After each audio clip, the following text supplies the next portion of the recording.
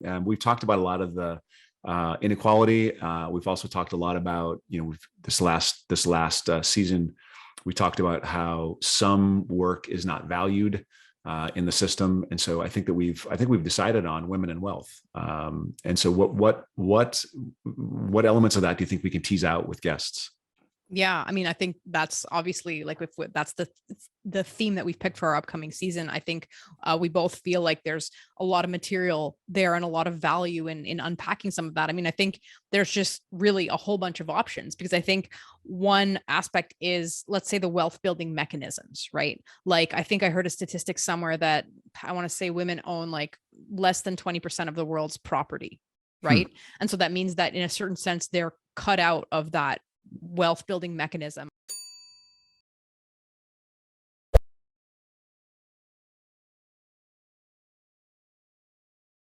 Hello, welcome back to the 30th episode of the Mindful Wealth Podcast. I'm here with my partner, Terrie Schauer, and we are going to discuss maybe where we're going to go in the future. I hope you enjoyed the last wrap up of our podcast 29, where we wrapped up the second season, and we're going to talk about what we're going to do in the third season. Terrie, what do you think? What are the ideas we threw out there?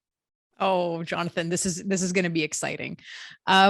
So, I think if we like refer back to what happened last episode, and I guess for me, like, I really have a bit of a, housing slant. And one of the things that I did after universal basic income was to look into housing policy and how in various places, housing allocations or social housing or like whatever kind of government aid there is for housing, how that has made a difference for people. And, in terms of creating a kind of stability, be it, preventing evictions or guaranteeing like a higher quality of housing. Hmm. So, for me, I guess like that's very interesting, because I see really the basicness, that's not a very elegant way of saying it, but like the real basic importance of that as a fact of life, let's say. And then also like politically, how that's gotten framed at different times, right? Like, is there such a thing as, I know in Canada, they like to talk about the right to housing, but like, what does that even mean, the right to housing, right? Like, at what level? Is it the state's job to guarantee that? And so like, to me, there's like a whole whack of stuff there to unpack, just to see how you can make a difference in society, maybe not necessarily with a check, but by guaranteeing some kind of basic level of housing stability. Now, are you thinking about more of a policy conversation, or are you thinking about like examples of what they do in Chicago versus what they do in Montreal versus what they do in Paris? Or are you thinking about, because I know Teva talked about this, right? She talked about how housing policy or specifically public housing in most of the developed world is like 20-30% of the developed world. In the US, and I think in Canada, it's much smaller than that. And so why is that? And why is there a stigma around it and those kinds of things? Yeah, no, I mean, to me, that's like one conversation which I would really love to have. I know, for example, having worked in France, they don't have so much social housing, but they have basically a housing voucher system, which is huge. So they basically make the construction and provision of housing a private affair. But I think the French state supports like something like 30% of people by giving them varying amounts of housing vouchers, depending on income and depending on, what housing costs in a particular area. And like, I know Germany has, I think 30% of their housing stock is social housing. So there are really like very different ways of addressing that, rent control, like that there are all these policies that work on housing. So I think to me, that's like one subject. I think another subject is when you talk about the way in which we store wealth. And, one thing is like, let's say financial assets, right? So like everybody, not everybody, but like a certain group of people all have retirement plans and stock portfolios and stuff like that. But if you look at real estate and how much wealth is held up in real estate investments and people's primary residences, and then people who get locked out of ownership and have become career renters, what that does to, your wealth trajectory, what that does to your ability to educate your kids. You could even talk about like the fact that the baby boomers, there's this huge concentration of wealth in their hands, really real estate wealth. I mean, some of it is retirement savings, but basically a lot of the houses that they bought at, a fraction of what they're worth today, like that's a huge amount of wealth that's going to then be, transferred through inheritance. Um, and then I'm actually just reading a book right now on land and the way in which, property rights and the way land is divided up, and, the concept of the rentier, right? Like, I think this was another thing that Guy Standing talked about, but that, there's this idea that the rentier, so, the landlord, guess who's concerned there, Yeah. isn't really creating anything productive in the sense that somebody who produces a widget or a tech entrepreneur who creates some kind of a service. I mean, ultimately you are maintaining, if you provide apartments, you are ultimately like maintaining and providing a service there. But the main value is really land and location. Yeah. I mean, right. Yeah. it's really interesting to me because, and I'm just, this is just falling together in my own head right now. But I had a problem with, so I subscribed to the San Francisco Business Times, and I subscribed to it for like 10, 15 years. And what I realized after about the 12th year is it's 100% about real estate and development. There's an occasional article about a healthcare company, and there's sometimes an article about, some tech company. And this is San Francisco, right? So there's a ton of tech companies. There's a ton of information, but there's always, always, always multiple sections on the real estate landscape, housing landscape, and so that idea of owners of the land profiting off of everyone else's work is, I think it's a really interesting one to develop at some point. But that's not the only thing that we talked about. So what are some? I think it's a very interesting topic, and it's so your expertise. So it'd be a lot on you to find a guest for that. But what else did we talk about? Well, I mean, I don't know about what else we talked about, but maybe one of those, like, threads in the proverbial sweater that I would like to pull on. I mean, and this is kind of connected to what I was just talking about, but, and here we're going back to season 1 with the Mark Blythe episode. But, for me, these kind of, moments, like economic moments, or like moments at which wealth existed in a particular way. And I feel like I don't have as much of an understanding of that as I would like to. So, if we look back at the transition from like industrialization to post-industrial economy, and then you lay that on top of the different economic cycles that we had. So, again, like I've been reading sort of histories of this again in the context of housing, but like if you look at, let's say, the immense reconstruction after World War II and the challenges that society was facing. And so then that created a welfare state system for 30 years.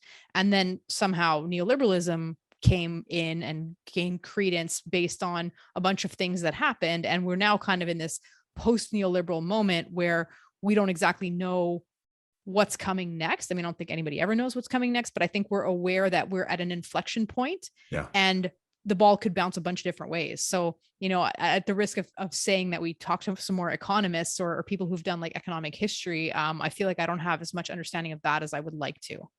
I can really see how Guy Standing affected you, because this is how it really ended for him was, we're on the cusp, and we're going to go one way, we're going to go the other. And you're like, okay, but we've been on these cusps throughout history. Yeah. What made us tilt one way versus the other, and how do we affect what's coming? Right. I think that'd be a very interesting conversation. But I think it takes us into, deep conversations with 13 more economists. And I think it's probably a better idea to like take a break from that a little bit. I agree. One of the things we constantly go back to, and I don't know when this comes up, but I am very curious. I won't put words in your mouth, but I am very curious about in what way the individual is responsible and what way the individual is not responsible for the outcome. And there's tons of more of the happiness literature that talks about, luck versus skill. And we're building on, we all stand on the shoulders of the people that came before us. And the great tech companies today actually rely upon roads and all the stuff that was built before them. And yet they reap huge rewards. And is that fair? And I think that without going into, the conversation we had with your brother was an interesting one on this. It's just about, you can have a really, really thoughtful, successful, wealthy tech entrepreneur that understands that they didn't invent everything, right? Understands that they're part of an ecosystem and has a conversation about that ecosystem. But I'd really like to get deep at some point into this conversation about what makes us successful. How much is skill? How much is luck? How much do we control? How much do we not control?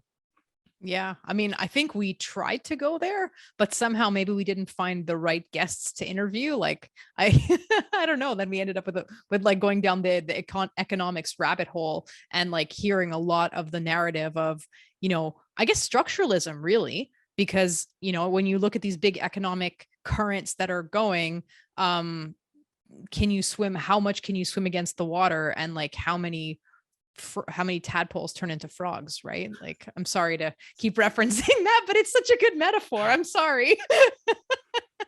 Yeah, I'll never escape that. Who, Jordan Peterson. Like Mhm. what we need to have a season that's like anchored on Jordan Peterson's like concept of your outcomes are determined by your actions. We did sort of a season on how the greater atmosphere, the structure affects us. But it'd be interesting to see how we can actually dig in and do it ourselves as well. Yeah, absolutely. No, I think that would be a very interesting conversation. I wonder also, again, with some of the reading that I've been doing, I wonder also like if we might not be able to address mental health somewhere, because I think this is also one of these things that has been, framed in a bunch of different ways. Our society's had a bunch of different attitudes to it. And like, I certainly see again, like, in my work that people who have certain, like, be it personality challenges or mental health challenges, end up in cycles that are maybe make it difficult for them to maybe take some of that stuff on themselves in this, making good decision making or like whatever. I don't know. All right. Jonathan, what about you? I mean, what kind of themes would you like to unpack in the upcoming season? Didn't I just say? Anything else? uh, no, I think well, there's the one I think we ended on that we should probably introduce a little bit, and I think I'm happy to introduce it. We've talked about a lot of the inequality. We've also talked a lot about this last season. We talked about how some work is not valued in the system, and so I think we've decided on women and wealth. And so what elements of that do you think we can tease out with guests? Yeah, I mean, I think that's obviously like if that's the theme that we've picked for our upcoming season. I think we both feel like there's a lot of material there and a lot of value in unpacking some of that. I mean, I think there's just really a whole bunch of options because I think one aspect is, let's say, the wealth building mechanisms, right? Like I think I heard a statistic somewhere that I want to say women own like less than 20% of the world's property, Hmm. right? And so that means that in a certain sense, they're cut out of that wealth building mechanism. I'm sure if you were to look at, stocks and like investment portfolios, maybe it's not as skewed, but I'd be willing to bet that women control less of those assets too. Why does that happen? What does it mean? We could even look at things like housing vouchers and basic income. Would that affect women in a way disproportionately because maybe economically they don't have the same clout or the same opportunities? um I don't know, also, maybe things like, the wage gap, Hmm. or maybe also how much of that goes into decision making and choices that people end up making because of the way that their life goes. And I think for me personally, like we mentioned this in the episode with Karen Ho, but being a mom with a young kid during COVID, you end up making a lot of choices and being forced into situations that, I never thought I was going to be, putting my job on the back burner to look after my kid. That's not a choice that I ever made when society was functioning normally. But I think when you're placed under certain kinds of pressure and stress, you end up making that choice. And I certainly didn't see any of the men around me making those decisions. So, I think there's stuff to unpack there.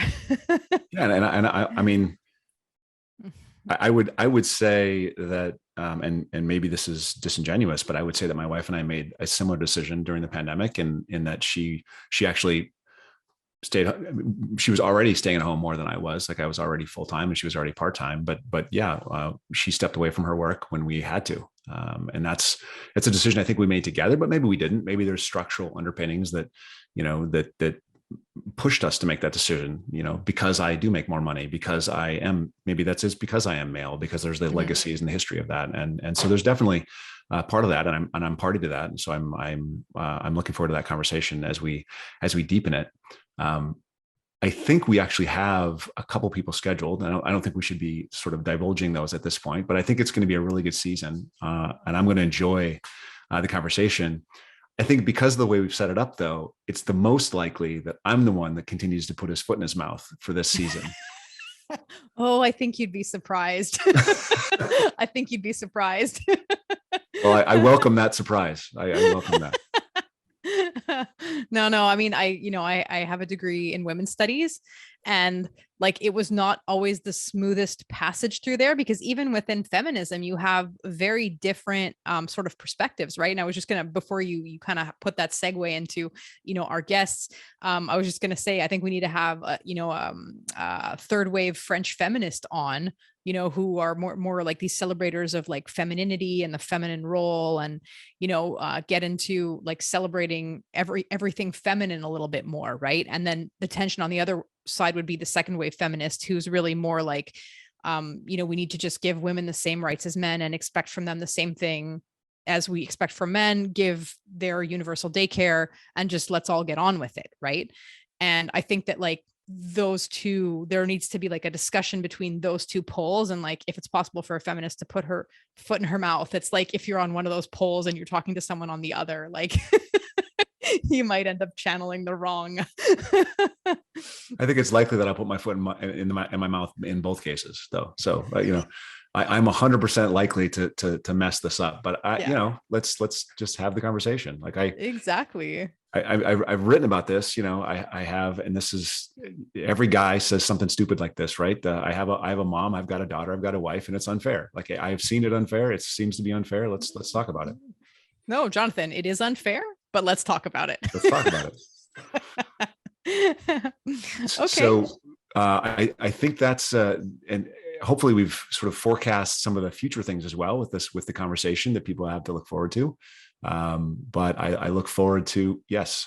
Let me just add one thing. Sure. For those of you listeners who are listening to this and wishing that me and Jonathan had picked on a specific theme because you'd like to hear us talk more about that, we're definitely always welcome to suggestions. And it's very interesting for us to get feedback and to hear, suggestions of guests or suggestions of themes that you would like us to explore. So please, throw it in the comments, send us a private message and let us know what you would like us to talk about. Yeah, in the realm of mindful wealth. Of course. Of course. Thanks, Terrie. I look forward to season 3. Yes. Thank you, Jonathan. So thank you for listening to this episode of the Mindful Wealth Podcast. Bye-bye.